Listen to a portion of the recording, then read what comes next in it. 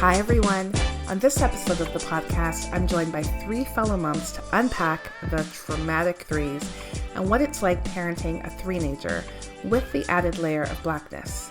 If you don't have a 3-year-old, if you're not a parent, if you have a 10-year-old, or you've got teenagers, this episode is still for you.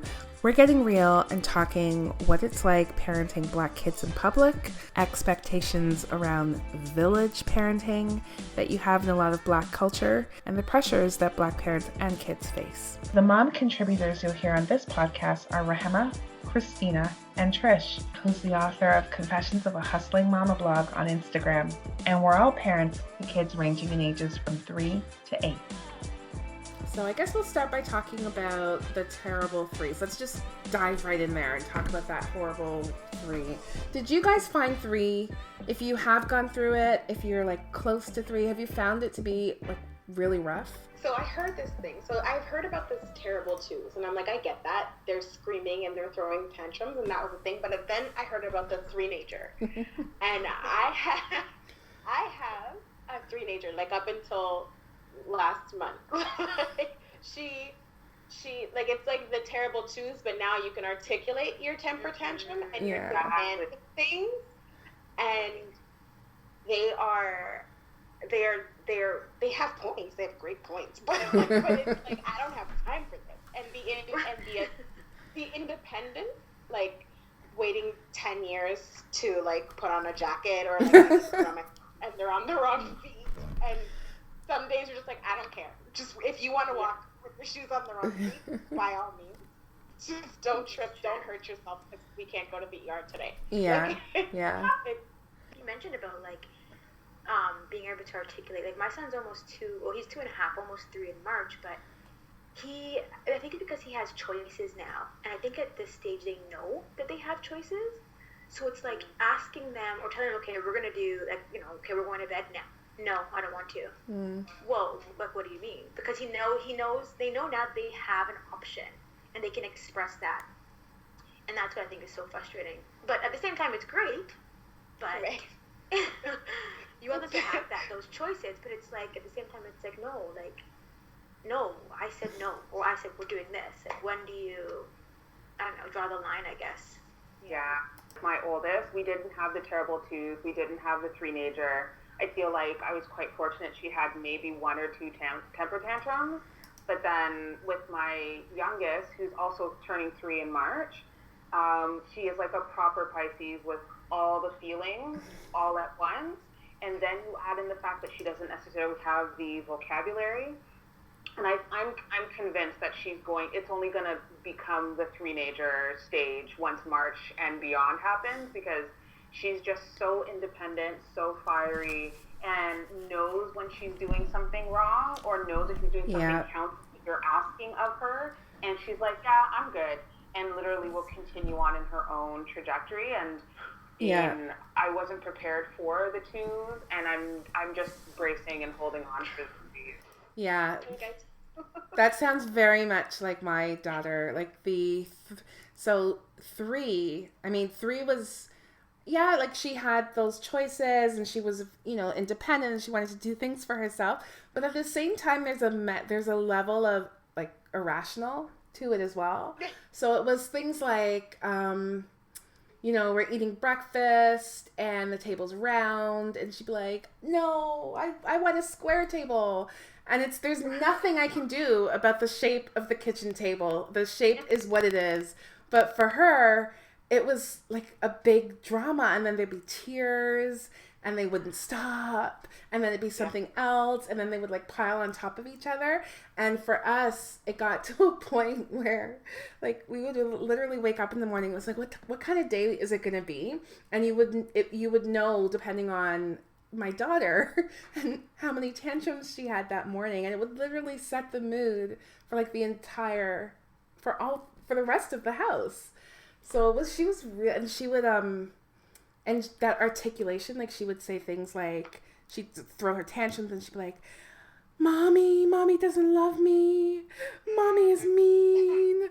Mommy doesn't love me. Like, she'd just go on and on and on and on. Like, And thankfully, I don't know what happened. Like she turned 4, and maybe a couple months after she turned 4, she just tapered. Like she just calmed down. It didn't stop, but she calmed down. I'm seeing that right now. I'm just like, you're different. Yeah. You're different.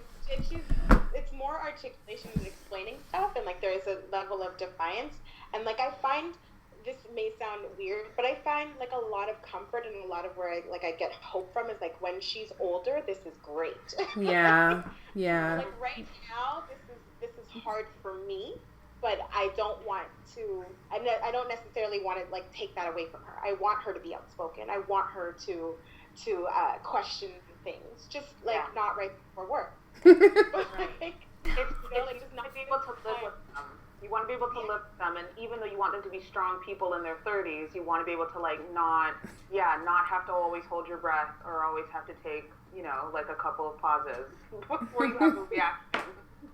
And something Carrie said that was like that hit the nail on the head. It's like this spiraling out. So like first she's screaming and I'm trying to punish her for screaming, and then she does something else, and then I'm like, now you're on a timeout for this. So now, and it's like this crazy thing that now I don't even know why.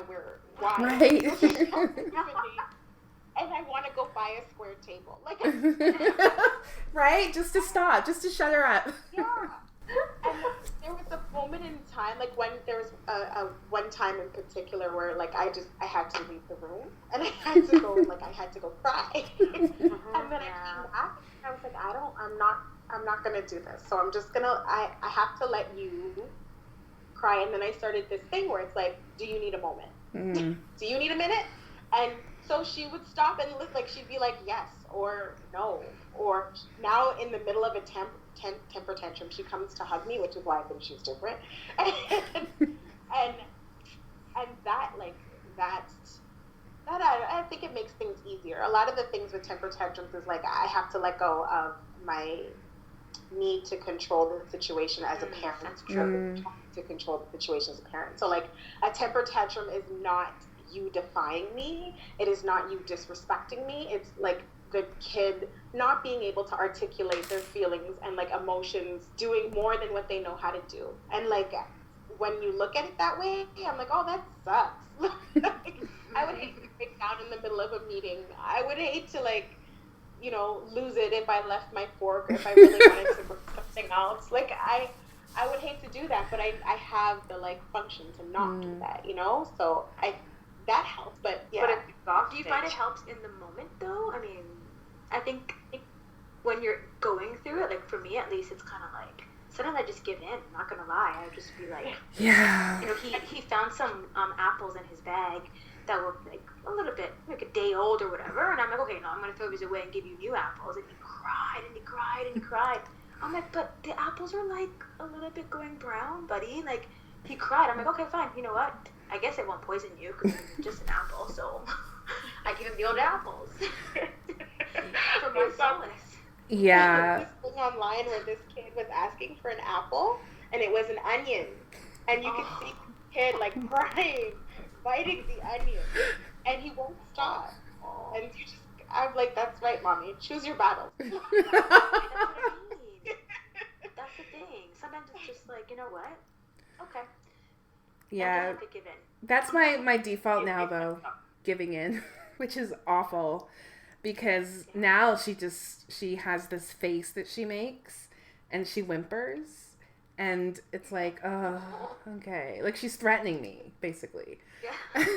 So, yeah, you have to be careful with that. Sometimes giving in is we're exhausted, right? Like, it's not just that the kid has had a temper tantrum and it's in isolation. It's the child is having a temper tantrum at the end of the day when you still have to meal or get out of the house or and then all the extra ands in that moment. Like for me, I'd be navigating my oldest child getting out of the house while also packing a lunch, while also, So I feel like sometimes we give in because, like Felicia said, you pick your battles, and sometimes the battle isn't worth it. And I find with myself, like it's an accumulation. Like now when my youngest is having like a full sob, I can ask her to take a deep breath. I mean, 6 months ago, that would have been a joke, but I still sent it to her in hopes that she was like building the tool, that now 6 months or whatever later, I can be like, let's take a breath together. And she doesn't do it on her own. I definitely still have to initiate it, but I mean, it comes and goes, right? Like, yes, I definitely have given in along the way, and then I've also come back to that, like, let's build some tools, because obviously you've got a lot of feelings, and we need to figure out how to navigate this. But I feel like sometimes as parents, we beat up ourselves when we give in, but we're not just giving in to be jerks or selfish. We're giving in because there's other things that we're also juggling and trying to just navigate as individuals. Forget about just being parents or partners, like just being human. Sometimes giving in is, sometimes that's self-care. I don't care. I'm going to say it. Sometimes that's true. This thing about giving in, right? Like, and that makes it a battle. And it's maybe sometimes it's not. Like sometimes, so like for me, sometimes I'm like, it's just because I need to be right. And sometimes like it's not that dangerous. It's not that bad. Like their chocolate is not that bad. But as a parent, I probably shouldn't let you have that because, you know, I have to make you responsible. I think sometimes the giving in piece is like, what am I actually giving into? Is it bad? Is it really like, or am I just supposed to do this as a parent? Like this role that we're supposed, like we've been taught this is what parents are supposed to do. It's like a scale almost. Yeah. Yeah. When I say pick your battle, everything could be a battle, right? Like kids want to do the most dangerous things by default. I think they want to eat all the candy by default. They want all of the good things by default, and you're trying to like pace that. But like, I also have an extra bowl of ice cream when things aren't going my way. I get it.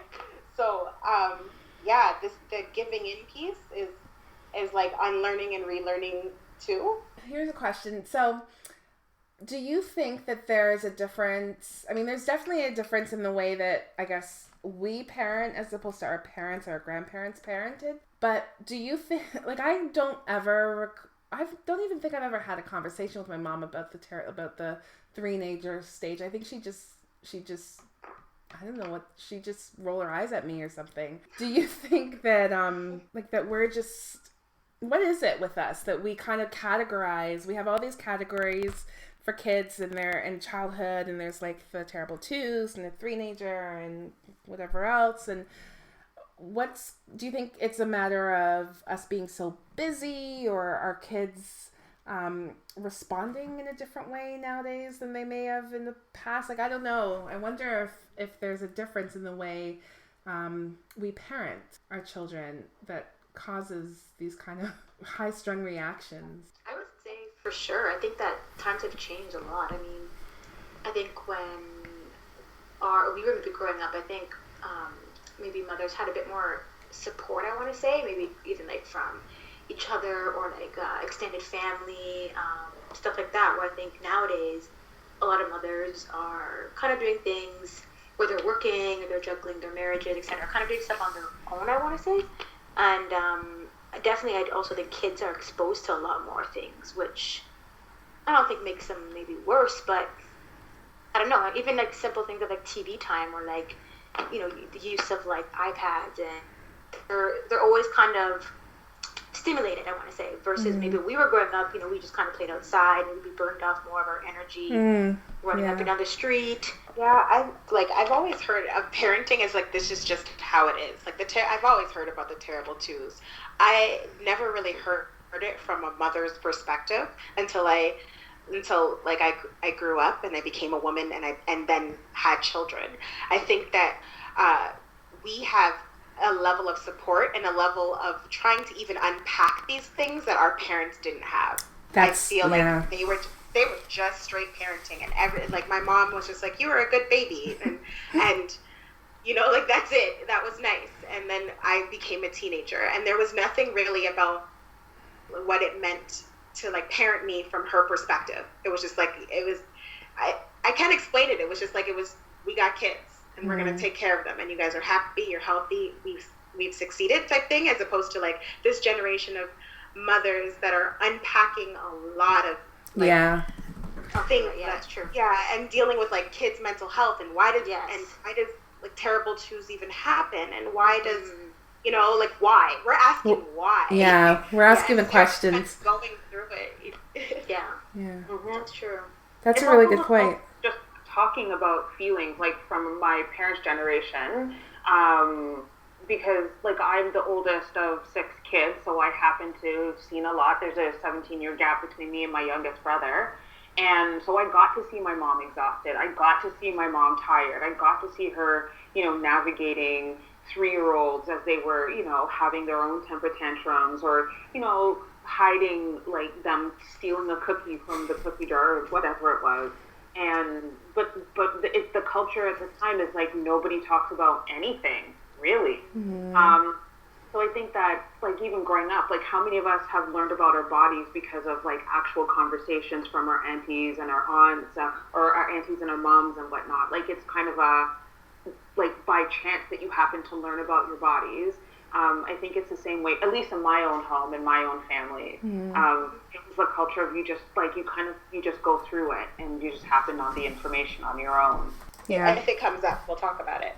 Exactly, Right. exactly. That's true. How do you how do you guys deal with tantrums in public places? And so I want to look at this.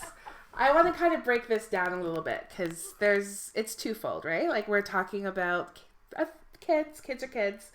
That's the first part, but this is also woke mommy chatter, so we're talking Black, right? So the second part is, how do you deal with it as a Black parent? Like, is there a difference? Is there a next kind of level of anxiety when your child is kicking off at the mall? I've never had a tantrum, I never had a tantrum in public yet. I'm scared. So He hasn't thrown out like on the floor, kicking. Yeah. I haven't had that. I have. So I started this off by telling you that my son was great and we never really had any problems with him, and that's true. But the one time we did, it was actually when my daughter was first born, and he was 2.5, and I had taken him to the mall, just him and I, to spend some time with him. And there was a Thomas the Tank display downstairs, and he was enjoying that. And we'd been there for like 30 minutes, and I was like, "Hey, it's time to go. Let's go." And I'd done the whole, like, I was a good mom. Like, I did the whole warning, like 5-minute warning, 2-minute warning, 1-minute warning, trying to prepare him. And even though I did that, he wasn't ready to leave. And anyway, I got him in the elevator, and we were going, anyway, between the elevator ride, this kid was like crying so much, his nose started to bleed.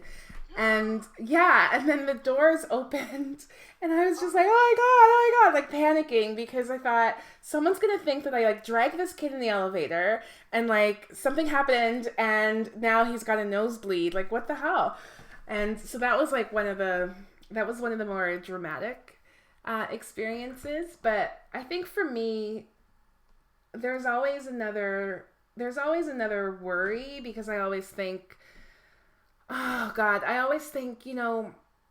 we're in the GTA, we're just outside Toronto, like there are not a lot of Black people where we live, but I always feel like you're being watched, and I don't want, so it's like if my kids are throwing a tantrum, it's like, oh, like there's that Black mom can't control her kids, or her kids are, kicking off in public. I always kind of have that, and people may not think that. They're probably looking at me and sympathizing, but that's what I think, right?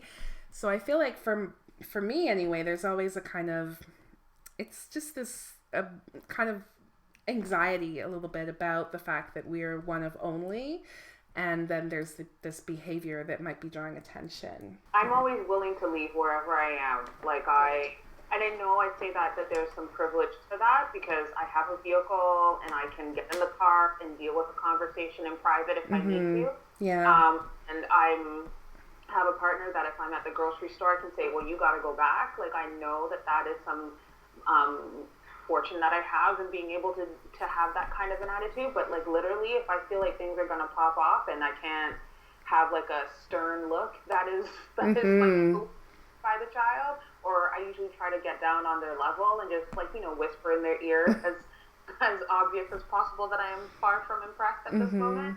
If none of those things are, like, she's not taking a hint from those things, I leave, because I'd rather have that conversation in private. Very similarly, I don't want people in my business. I don't want them to have an opinion on how I parent or how I don't parent or how I set it, or even what led to all of the moment where my child is having a tantrum in the line or wherever we are in public. Like, I don't want people to be involved or invested. So, and I feel like some people make assumptions about people just because of the color of their skin or how they dress. Yeah. I need to, you're going to have your own stereotypes and assumptions about people. I'm not going to give you easy information so that you can confirm whatever you believe about Black people. So I will go somewhere private if I can and drop it all like on a hat, like very quickly. But that's me. That's interesting that it's that parenting behind closed doors that Black people do. Black parents do a lot.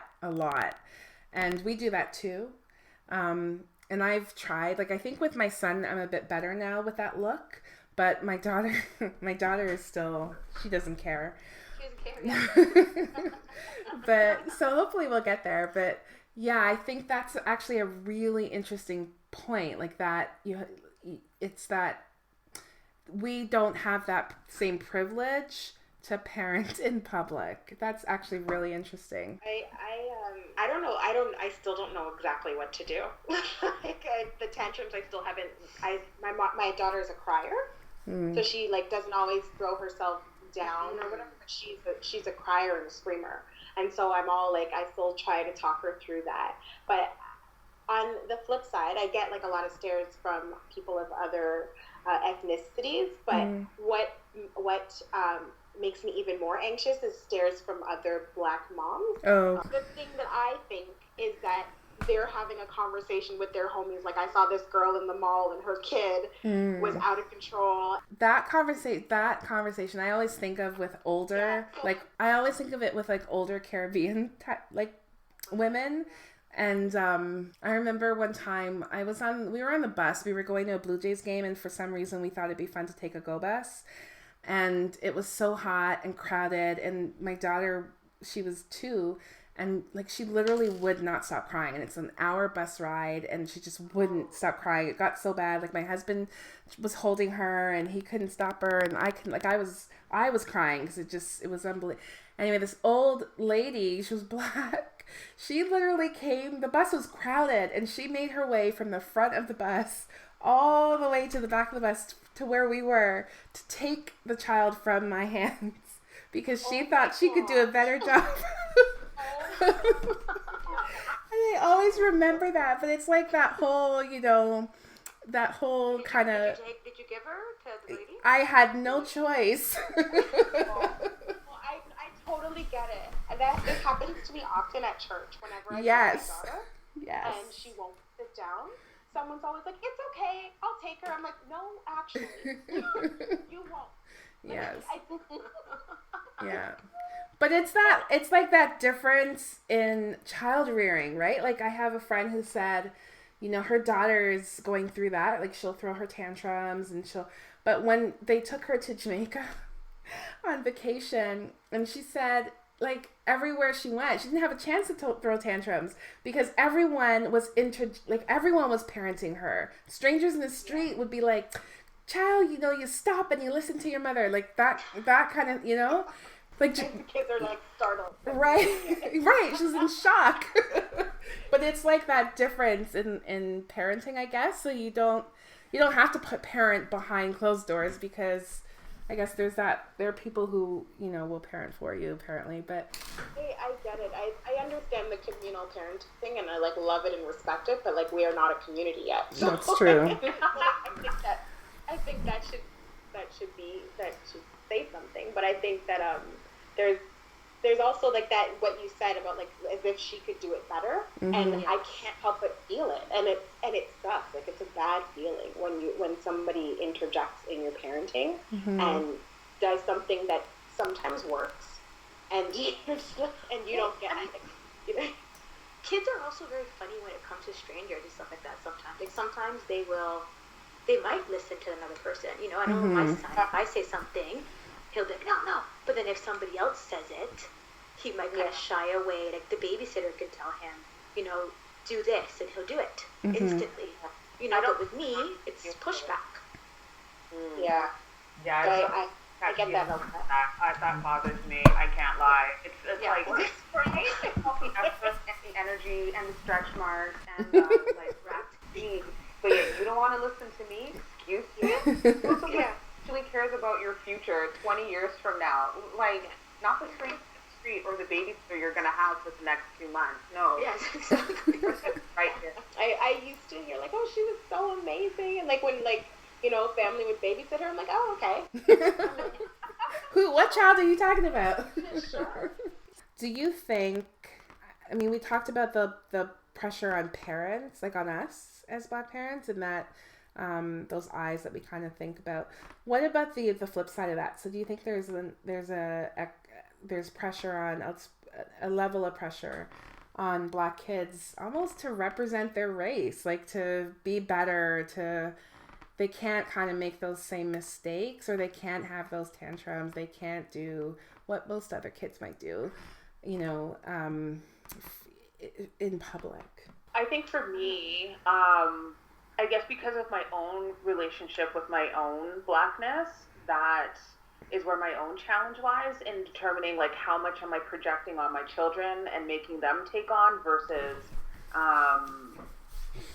needing to educate and support, and I want them to be proud of their Blackness, but I want it to be in a way that it's like natural to them rather than it feeling like, oh, mommy wants this, be like spoon fed basically to them. But I mean, when my oldest was, whenever Frozen came out, I have no idea how long ago that was now, because I banned it. Frozen in my house, because really and truly, like up until whenever Frozen came out, let's say my daughter was 4, I didn't really have conversations about Blackness or her being Black in the house. Not on purpose, we just didn't have it. It was kind of a like assumption that she knew she was Black. And then when the movie came out and she was like pulling out these like well done braids that I had like slaved over, she wanted to have hair like Elsa, and then she saw herself as being light gray. Yes, light gray. I lost it. I threw out every doll that was white. I threw out every book that had a white character. Like it was like I went like on the full other side of the spectrum in terms of reaction, and it like infused so much effort for her to realize that she was Black, and it was okay for her to be Black, and that she was pretty, and her hair was perfect just as it was. Like I went the whole other range, and the truth is, it's kind of disappointing because out there's not a lot of books readily available at Chapters or Indigo or at Costco where you're finding Black characters. They're either purple or pink, or they're white kids, or they're animals. Right? And I remember going to Chapters and asking them about it, and the person that was working in the children's section was basically embarrassed as he roamed up and down the aisles for a good 3 minutes trying to find me a book with a Black character. And so that's really, it's hard for me to like delineate where am I projecting, because I grew up with people calling me an Oreo cookie and not being Black enough and whatever else. And I grew up in the GTA outside of Toronto at the time. So but I also want my kid to know that she's Black, and that is perfectly okay, and that is better than perfectly okay. That's amazing. And society sometimes sucks and doesn't necessarily show you that you're amazing, even though you are. And it could be, so I struggle with that one. Yeah, I don't know what it is about Frozen particularly, but that is the movie. That like, I'm everything that you said is what is happening to me right now. She doesn't even have white dolls. She has a whole bunch of Black books, and Frozen somehow came into my home. It did. Yeah. I did all of this work, and she always wants her hair to the side like Elsa. And there's a kid in her class that is blonde now, and so it's Brooke, because Brooke has hair like Elsa, and it infuriates me, and I'm like, I and I'm trying to be like, nice and understanding that she's not saying directly that I want to be white, although she has actually said that. She's not talking about race, and she doesn't understand the complexities, but inside of myself, I'm like, I cannot let this happen. Yeah. And it's like, that's definitely a thing that I don't think that that white children have to deal with, right? Yeah. Like it's so cute when their kid comes home and says, I want to be black, and they laugh it off, but like, well, yeah, they laugh it off, and it becomes this whole, oh, kids don't see color, look, isn't the world a wonderful place, right? These kids are twins. Wasn't there a story like these girls think they're twins, which is really sweet, but it's kind of not addressing the real issues that the minority kids face, right? Yeah, it's such a it's deeper than that. So like I can't let this get any worse, and I can't afford as a parent to be like, oh, that's cute, she thinks they're sisters. I can't do that. Like, and for me that sucks, and I think a lot of Black parents have a stage. Like, this is an extra stage. There's terrible two. There's teenagers, and then there's that stage where you got to make sure your kid knows they're Black. Yeah. Literally. Sorry, a question for you, ladies. Those of you that have older boys, I think you're mentioning about like Elsa, like little girls kind of wanting to, have the hair like the white girls. Do you notice that or anything like that with like your boys or your boys? Yes. Coming with stuff like that? Yes. So we've gone through that with our son. When I remember, Trish, you were telling that story about going around and throwing out all the books with white characters and the dolls and things. I did that. So when my son was 2.5, we started getting gifts and things like that for my daughter, and a lot of it was like Disney and the whole thing. And I didn't really think much of it. But I remember taking him swimming, and we were coming out of the pool, and the boy just stopped. He just stopped like dead on the deck, and he was staring at this woman. And I looked at her, and she was blonde and thin, and he's like, Mommy, is that a princess? And I was like, what? I'm like, no. And then like dragged him into the change room. And then I thought, oh my God, like he thinks every blonde woman is a princess. And it wasn't just her. It happened at stores. It happened again. So I went home and did that same thing. I threw every Disney thing. I mean, the Disney characters and all that, they've kind of crept back in. I will admit that. But at the time, I was petrified, and I threw everything out. And as he got older, I mean, we started buying books, and we'd buy him things. But as he got older, around 5, he went through 4 or 5, he went through a really tough period where he would cry. He'd say he didn't want it. He wanted yellow hair, he wanted yellow straight hair. He didn't want his hair. He didn't like his hair. He never said I want to be white. He had questions about his color, and then he had real issues with his hair. So we had a whole kind of education process to do with him, and he's better now. Like, he'll take care, he combs his hair in the mirror, and he takes care, he has this whole regimen. Like, he's pretty good, but it was a lot of work, and it was hard, and it was scary, and it was emotional, right? Because you want him to be proud of who he is. But yeah, that was tough. And now with my daughter, we're going through, she was always very proud of who she was, and as a little, because we started with her quite young, and she would say, I love my hair, but now now she's 4, we're going through this phase where she doesn't want to wear her hair out. She won't wear it in like a little afro or anything. It has to be kind of close to her head.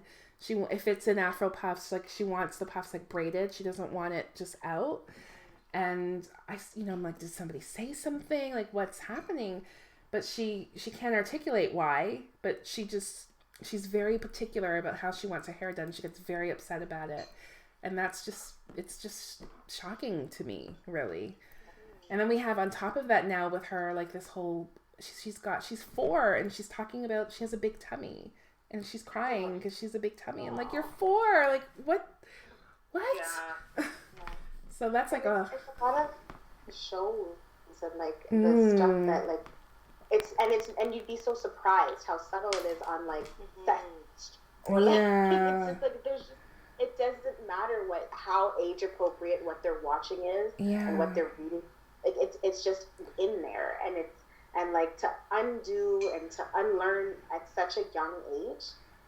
As a parent, it's tiring to like continue to have to like do a job that I don't feel like other people have to do, right? Like, I don't feel like everyone is reaffirming their kids this much at this time. And Black kids have to go through this identity crisis, like when they don't even have their full identities yet. Yeah. And that's really hurtful. Like, you know, like it's stressful, it's tiring, and it hurts that, like, my poor baby just can't live. Like, literally. They don't just get to be kids. And I remember, so part of the reason I asked this question is because I always remember, like, I was at a party with a friend, and she's white, and everyone there was white, and we were the only Black people there, and I was on my own. I wasn't even with my husband. It was just me and the kids, and they were outside playing, and this little girl ran in, and she's like, "That boy, he put his whole face in the bowl of chips." And I was like, oh my God, please don't make it be my son. Please don't make it be my son. And of course she comes in and it's him. And I was mortified. Like, I still think about it. And it's not that, I mean, what he did was wrong, and he got punished, and he did a timeout. But it was just like a whole other level because he was like the only Black kid. And it's like, you know, you can't do that. Like, you can't do that you shouldn't do it in any situation, but when you're the only child that's Black, like, you kind of have to be, you know, you lecture them in the car before they go in. Like, they have to be on their best behavior, right? And I think I fully understand all those "don't embarrass me" talks I got. I get it now, because, you know, it's not just like your kid's doing a kid thing that gets blown up out of proportion and somehow is connected to how they'll be as adults, but, like, you as a parent didn't do a good enough job in teaching them not to do certain kid things as Black kids. Yeah. And that's like that is, it's unfortunate, but, like, I almost don't like to go into those spaces. Like, we haven't done, like, the birthday parties for kids at school just yet, but, like, those spaces are places that I just don't want Imuna to have to absorb the energy of what it means to be on your P's and Q's because you're different, you know? So, yeah, that is, it's hard. Yeah. It's heavy. Yes, I think that's better. Heavy. Yeah. Heavy. What are maybe some of the most challenging parenting moments so far that you can remember? For me, it's really personal. It's more like looking at my mother who raised 6 kids and thinking I can't even do a good enough job with 2. And being always exhausted, and how did she make all the meals, and how come I can't, you know, I can barely put chicken nuggets in the oven on time. And I just feel like for me there's a struggle I have with not measuring up when you know, it's not fair. Like, I know it's not a fair burden I put on myself. But it's literally the barometer that I use 90% of the time when I'm like, oh, look, my kid is, like, fully having a meltdown on the floor. Lauren has handled that. And still gotten dinner on time without nothing being burnt. So that, for me, is, like, the biggest challenge, my own personal relationship to parenting. What advice would you guys give to new moms? Find a closet so that you have a place to cry when you need to.